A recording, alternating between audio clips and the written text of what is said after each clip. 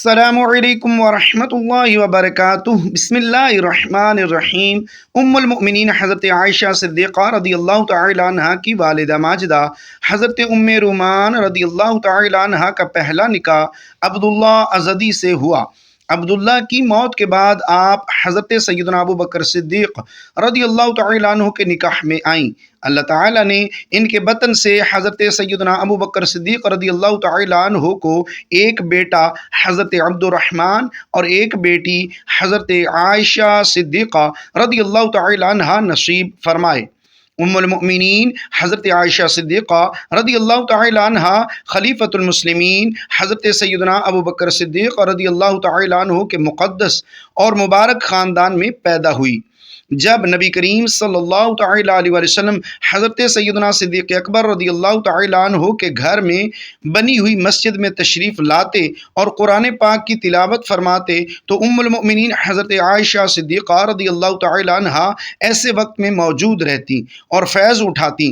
ہر چند کے بچپن کا زمانہ ہی ہوتا ہے، لیکن اللہ رب العزت نے جن مقدس بندوں کو نوازنا اور بلند مقامات پر پہنچانا ہوتا ہے، وہ ابتدا ہی سے انہیں اب بے پناہ صلاحیتوں اور خوبیوں سے مالا مال فرما دیتا ہے۔ ایک واقعہ حضرت امام ولی الدین محمد بن عبداللہ الخطیب رحمۃ اللہ تعالی علیہ مشکات شریف میں نقل فرماتے ہیں کہ حضرت عائشہ صدیقہ رضی اللہ تعالی عنہ گڑیوں سے کھیل رہی تھیں۔ ان گڑیوں میں ایک گھوڑا بھی تھا جن کے دائیں بائیں دو پر لگے ہوئے تھے۔ نبی کریم صلی اللہ تعالی علیہ وآلہ وسلم کا وہاں سے گزر ہوا تو آپ صلی اللہ علیہ وآلہ وسلم نے گھوڑے کے بارے میں دریافت فرمایا تو حضرت عائشہ صدیقہ رضی اللہ تعالی عنہ نے جواب دیا کہ یہ گھوڑا ہے۔ آپ صلی اللہ تعالی علیہ وآلہ وسلم نے فرمایا کہ گھوڑوں کے تو پر نہیں ہوتے، تو حضرت عائشہ صدیقہ رضی اللہ تعالی عنہ نے فوراً جواب دیا، کیوں؟ حضرت سلیمان علیہ السلام کے گھوڑوں کے پر تو تھے۔ جب ام المؤمنین حضرت خدیجہ رضی اللہ تعالی عنہ اس دنیا سے رخصت ہو گئیں تو نبی کریم صلی اللہ تعالی علیہ وسلم تھوڑے غمگین رہنے لگے۔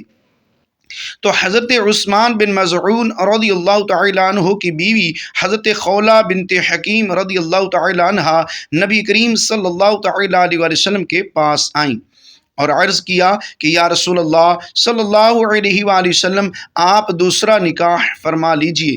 آپ صلی اللہ علیہ وآلہ وسلم نے فرمایا، کس سے کروں؟ حضرت خولہ رضی اللہ تعالی عنہ نے عرض کیا، آپ چاہیں تو بیوہ عورت سے یا کنواری لڑکی سے نکاح کر لیں۔ آپ صلی اللہ علیہ وآلہ وسلم نے فرمایا، کون کنواری ہے اور کون بیوہ ہے؟ حضرت خولہ رضی اللہ تعالی عنہ نے عرض کیا، بیوہ تو سودا بنت زمعہ ہیں اور کنواری تو اس شخص کی بیٹی ہے جو ساری کائنات میں آپ کو بہت عزیز ہے، یعنی عائشہ بنت ابو بکر۔ نبی کریم صلی اللہ تعالی علیہ وآلہ وسلم نے فرمایا کہ بہتر ہے کہ تم عائشہ کے بارے میں بات چیت کرو۔ حضرت خولہ رضی اللہ تعالی عنہ فرماتی ہیں کہ میں اس کے بعد سیدہ ام رومان رضی اللہ تعالی عنہ کے پاس گئی اور ان سے کہا کہ تمہارے لیے بہت عظیم خوشخبری ہے جس میں دنیا و آخرت کی بھلائیاں چھپی ہوئی ہیں۔ انہوں نے کہا کہ وہ کون سی خوشخبری ہے؟ میں نے کہا، نبی کریم صلی اللہ تعالی علیہ وسلم عائشہ کا ذکر فرما رہے تھے۔ انہوں نے کوئی جواب دینے کی بجائے کہا، تھوڑا انتظار کرو، ابھی میرے شوہر ابو بکر رضی اللہ تعالی عنہ تشریف لانے ہی والے ہیں۔ حضرت خولہ رضی اللہ تعالی عنہ فرماتی ہیں کہ کچھ ہی دیر بعد حضرت ابو بکر صدیق رضی اللہ تعالی عنہ تشریف لائے تو میں نے ان سے اس بات کا ذکر کیا تو انہوں نے فرمایا کہ کیا یہ ان کے لیے صحیح ہے؟ عائشہ تو ان کی بھتیجی ہے۔ حضرت خولہ رضی اللہ تعالی عنہ نے واپس آ کر نبی کریم صلی اللہ تعالی علیہ وسلم سے اس بارے میں پوچھا تو آپ صلی اللہ تعالی علیہ وآلہ وسلم نے فرمایا کہ ابو بکر میرے اسلامی بھائی ہیں اور اسلامی بھائیوں کے ہاں نکاح کرنا جائز ہے۔ جب یہ بات حضرت سیدنا ابو بکر صدیق رضی اللہ تعالی عنہ کو معلوم ہوئی تو انہوں نے اس مبارک ترین رشتے کو فوراً قبول کر لیا۔ لیکن چونکہ اس سے پہلے حضرت عائشہ رضی اللہ تعالی عنہ کی نسبت جبیر بن معظم کے بیٹے سے طے کی جا چکی تھی، وعدہ خلافی نہ ہو جائے، اس لیے ان لوگوں سے بھی پوچھنا ضروری تھا۔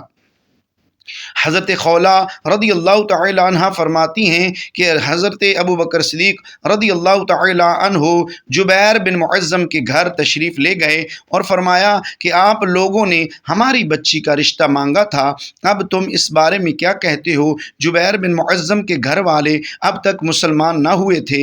معظم نے اپنی بیوی سے اس بارے میں پوچھا تو اس نے کہا کہ اگر یہ لڑکی عائشہ صدیقہ رضی اللہ تعالی عنہ ہمارے گھر آ گئی تو ہمارا لڑکا بھی اپنے باپ دادا کے دین سے پھر جائے گا، اس لیے ہمیں کسی صورت یہ بات منظور نہیں۔ حضرت سیدنا ابو بکر صدیق رضی اللہ تعالی عنہ ان دونوں کی رائے جان لینے کے بعد وہاں سے تشریف لے آئے۔ اب انہیں وعدہ خلافی کا کوئی خطرہ نہ تھا، خوشی اور مسرت کی کوئی انتہا نہ تھی۔ آنے کے بعد حضرت خولہ رضی اللہ تعالی عنہ سے نبی کریم صلی اللہ تعالی علیہ وسلم سے جا کر کہو آپ کا پیغام مجھے بصر و چشم قبول ہے، آپ تشریف لے آئیے۔ سیدنا ابو بکر صدیق رضی اللہ تعالی عنہ کا پیغام سن کر نبی کریم صلی اللہ تعالی علیہ وسلم تشریف لائے تو حضرت ابو بکر صدیق رضی اللہ تعالی عنہ نے حضرت عائشہ صدیقہ رضی اللہ تعالی عنہا سے آپ کا نکاح کر دیا۔ مہر کی مقدار 400 درہم مقرر ہوئی۔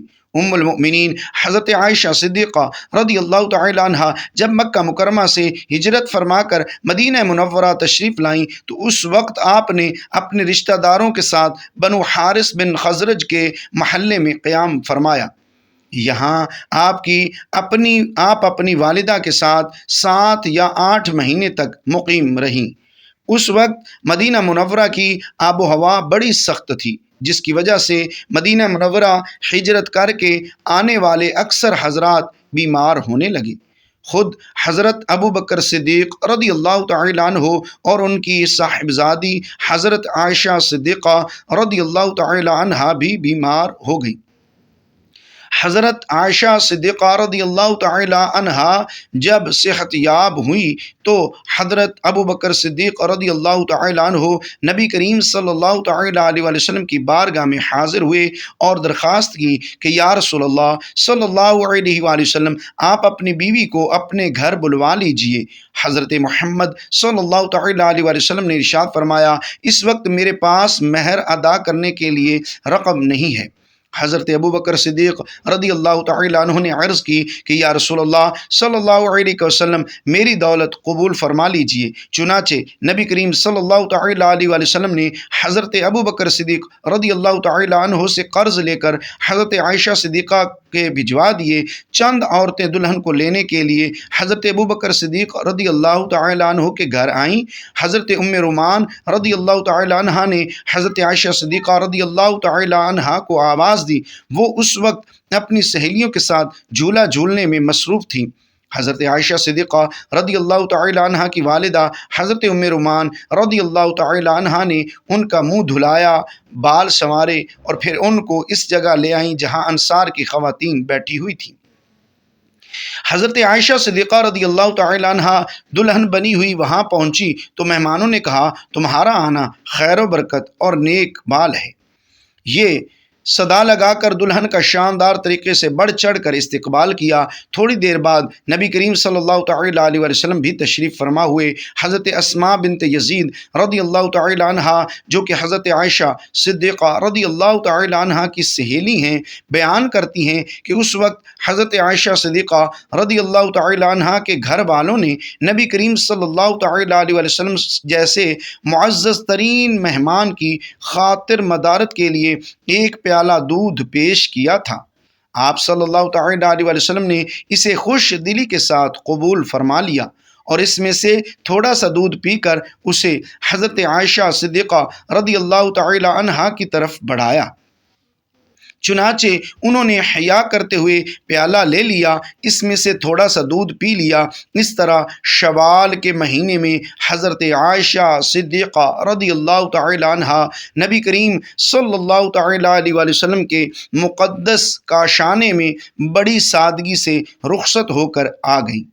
سن 58 ہجری کے ماہ رمضان کے مہینے میں حضرت عائشہ بیمار ہوئی اور انہوں نے وصیت کی کہ انہیں امہات المؤمنین اور رسول اللہ صلی اللہ علیہ وآلہ وسلم کے اہل بیت کے پہلو میں جنت البقیع میں دفن کیا جائے۔ ماہ رمضان کی 17 تاریخ منگل کی رات ام المؤمنین عائشہ صدیقہ رضی اللہ تعالی عنہا نے وفات پائی۔ آپ رضی اللہ تعالی عنہ 18 سال کی عمر میں بیوہ ہوئیں اور وفات کے بعد ان کی عمر 66 برس تھی۔ حضرت ابو ہریرہ رضی اللہ تعالی عنہ نے نماز جنازہ پڑھائی۔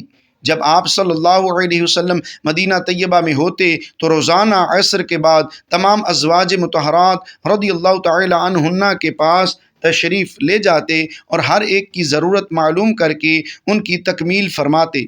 جب سفر پر روانہ ہوتے تو ازواج مطہرات رضی اللہ تعالی عنہن کے درمیان قرعہ اندازی فرماتے، جس کا نام نکل آتا اسے ساتھ لے جاتے۔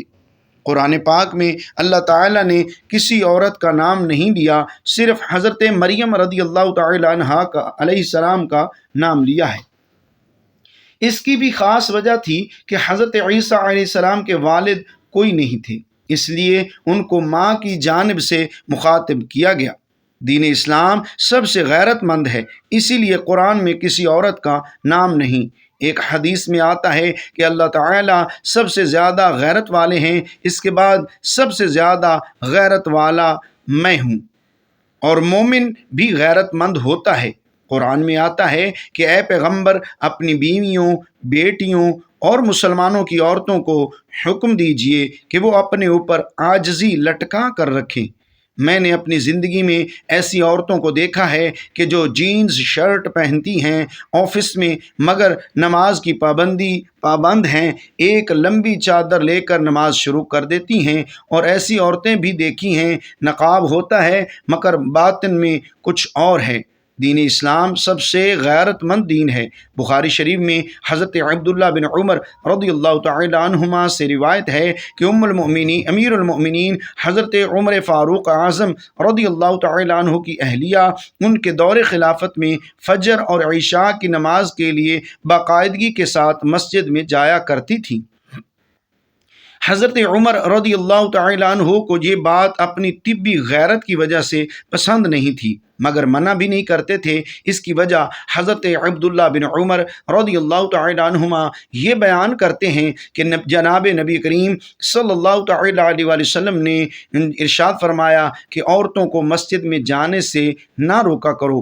اس لیے حضرت عمر رضی اللہ تعالی عنہ پسند نہ ہونے کے باوجود اپنی اہلیہ کو مسجد میں جانے سے نہیں روکتے تھے۔ اس کا مطلب ہے کہ غیرت کا اظہار بہت اچھی چیز ہے، لیکن جو حقوق عورت کو شریعت نے دے رکھے ہیں انہیں غیرت کے نام پر ان سے روکنا درست نہیں۔ ایک حدیث میں آتا ہے کہ امام مسلم رحمۃ اللہ تعالی علیہ نے صحیح مسلم میں نبی کریم صلی اللہ تعالی علیہ وآلہ وسلم سے حدیث بیان کی ہے کہ نبی کریم صلی اللہ علیہ وآلہ وسلم نے فرمایا، 2 قسم کی عورتیں جہنمی ہیں، میں نے انہیں دیکھا نہیں، کچھ مردوں کے پاس گائے کی دموں جیسے کوڑے ہوں گے جن سے وہ لوگوں کو ماریں گے، اور دوسری قسم وہ عورتیں جو کپڑے پہننے کے باوجود بھی ننگی ہوں گی، وہ مائل ہونے والی اور دوسروں کو اپنی طرف مائل کرنے والی ہوں گی، ان کے سر بختی اونٹوں کی کوہان جیسے ہوں گے، یہ دونوں نہ تو جنت میں داخل ہوں گی اور نہ ہی اس کی ہوا کو پائیں گی۔ میں نے ایسی عورتوں کو بھی دیکھا ہے جن کو دیکھ کر مجھے یہ حدیث یاد آ جاتی ہے، خاص طور پر سوشل میڈیا پر ایسی عورتیں جن کو مشہور ہونے کا شوق ہے بلکہ جنون ہے۔ ایک حدیث پڑھیے، حضرت عبداللہ بن عمر رضی اللہ تعالی عنہ سے روایت ہے کہ رسول اللہ صلی اللہ علیہ وآلہ وسلم نے ارشاد فرمایا، جو شخص دنیا میں نمائش اور شہرت کا لباس پہنے گا اسے قیامت کے دن ذلت اور رسوائی کا لباس پہنایا جائے گا۔ پھر اس میں آگ کو بھڑکا دے گا۔ سوشل میڈیا کو اپنے علم میں اضافے کے لیے استعمال کریں، یہ الدین کا چراغ ہے، اور اس طرح کے ہزاروں سائنسی گروپ ہیں اور لاکھوں اسلامی پیجز وغیرہ، ان پر جا کر سائنسی تحریر پڑھیں اور اپنی زندگی با مقصد بنائیں، کیونکہ جو باتیں کتب میں نہیں مل سکتی وہ ان گروپس میں مل جائیں گی۔ ان جگہوں سے کبھی ٹک ٹاک یا کسی بھی جگہ مشہور ہونے کا خیال آئے تو اوپر والی حدیث کو نہ بھولنا۔ غیرت کا تعلق مرد اور عورت دونوں سے ہے۔ اسلام نے دونوں کا یہ حق مساوی تسلیم کیا ہے کہ اگر دوسرا فریق ان کے خاص حق میں دوسرے کو شریک کرتا ہے تو اس پر غصے کا اظہار کریں اور احتجاج کریں، حتیٰ کہ کسی مرد کی ایک سے زائد بیویاں ہوں تو ان بیویوں کو یہ حق بھی اسلام میں تسلیم کیا گیا ہے کہ وہ باہمی معاملات کے توازن میں کوئی فرق محسوس کریں تو اس کا اظہار کریں۔ چنانچہ نسائی کی روایت میں ہے کہ ام المومنین حضرت عائشہ رضی اللہ تعالی عنہا نے ایک بار اپنی باری والے دن تھوڑی دیر کے لیے رسول اللہ صلی اللہ علیہ وآلہ وسلم کو اپنے پاس نہ پایا۔ انہیں خدشہ ہوا کہ آپ صلی اللہ علیہ وآلہ وسلم کسی اور بیوی کے پاس تو نہیں چلے گئے۔ حضور صلی اللہ تعالی علیہ وآلہ وسلم نے جب واپس آئے تو حضرت عائشہ رضی اللہ تعالی عنہا نے آپ صلی اللہ علیہ وآلہ وسلم کے سر کے بالوں میں انگلیاں داخل کر کے یہ دیکھا کہ آپ غسل کر کے تو نہیں آئے۔ جناب نبی کریم صلی اللہ تعالی علیہ وآلہ وسلم نے غیرت کو نہ صرف اچھا جذبہ قرار دیا بلکہ اس کا احترام بھی کیا۔ چنانچہ صحیح روایت میں ہے کہ آپ صلی اللہ علیہ وآلہ وسلم نے خام میں جنت کی سیر کرتے ہوئے حضرت عمر رضی اللہ تعالی عنہ کا محل دیکھا اور اس میں داخل ہونا چاہا، مگر کونے میں ایک خوبصورت خاتون کو وضو کرتے دیکھ کر رک گئے اور محل کے اندر نہیں گئے۔ اس کی وجہ یہ بیان فرمائی کہ مجھے حضرت عمر رضی اللہ تعالی عنہ کی غیرت کا خیال آ گیا تھا۔ ایسے ماحول میں عصمت و عفت کے ماحول کو قائم رکھنا اور پردہ داری کے تقاضوں کا لحاظ کرنا گھر کے سربراہ کی ذمہ داریوں میں شمار کیا گیا ہے۔ چنانچہ نسائی کی روایت میں ہے کہ حضرت صلی اللہ تعالی علیہ وآلہ وسلم نے فرمایا کہ اس شخص پر جنت حرام کر دی گئی ہے، اور پھر اس کی وضاحت بھی آپ صلی اللہ علیہ وآلہ وسلم نے خود فرمائی کہ وہ شخص جو اپنے گھر والوں میں بے حیائی کی باتیں برداشت کر لے، وجہ تحریر یہ ہے کہ یہ جس حال میں مرضی ہوں اپنے من کو صاف رکھیں، کسی کے متعلق بدگمانی نہ کریں، آپ کتنے بھی بڑے عہدے پر ہوں پر کبھی دین پر انگلی نہ اٹھائیں۔ ہمارا دین اس بات کو سخت ناپسند کرتا ہے اور وہ اس کا بدلہ لے کر رہتا ہے۔ یہ بہت باریک نقطے کی بات ہے کیونکہ ہمارا دین سب سے غیرت مند ہے۔ اپنے روپے پیسے عہدے کی وجہ سے بعض دفعہ دین پر اعتراض کر دیتا ہے۔ تاریخی روایت میں آتا ہے کہ حضرت عثمان رضی اللہ تعالی عنہ خلافت سے دستبرداری کا مطالبہ کرنے والے باغی جب انہیں شہید کرنے کے لیے گھر میں داخل ہوئے تو امیر المؤمنین رضی اللہ تعالی عنہ کی اہلیہ محترمہ حضرت نائلہ رضی اللہ تعالی عنہا نے عربوں کی روایت کے مطابق سر کے بال بکھیر کر حملہ آوروں پر رحم کی دہائی دینا شروع کر دی۔ اس پر حضرت عثمان رضی اللہ تعالی عنہ نے دور سے چلا کر آواز دی کہ اپنی چادر اوڑھ لو، کیونکہ تمہارے ننگے سر ہونا میرے لیے ان لوگوں کے حملے سے زیادہ تکلیف دہ ہے۔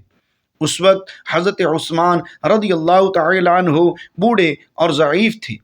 ابو داود کی روایت ہے کہ حضرت صلی اللہ تعالی علیہ وآلہ وسلم ایک بار ام المؤمنین حضرت عائشہ رضی اللہ تعالی عنہا کے پاس ان کے حجرہ میں تشریف لائے تو ایک نوجوان ان کے حجرہ میں بیٹھے ہوئے تھے۔ یہ دیکھتے ہی آپ صلی اللہ تعالی علیہ وآلہ وسلم کے چہرے کا رنگ متغیر ہو گیا۔ جیسے حضرت عائشہ رضی اللہ تعالی عنہا نے بھانپ لیا اور فوراً وضاحت کی کہ یا رسول اللہ صلی اللہ علیہ وسلم یہ میرا رضائی بھائی ہے، دعا ہے کہ اللہ تعالی ہمیں نبی کریم صلی اللہ تعالی علیہ وسلم کے طریقوں پر چلنے کی توفیق عطا فرمائے، آمین یا رب العالمین۔ ناظرین کمنٹ باکس میں اللہ تعالیٰ کے 99 ناموں میں سے ایک نام ضرور ٹائپ کیجئے گا۔ شکریہ، جزاک اللہ، اللہ حافظ۔ اپنے چینل کو سبسکرائب ضرور کیجئے، جزاک اللہ۔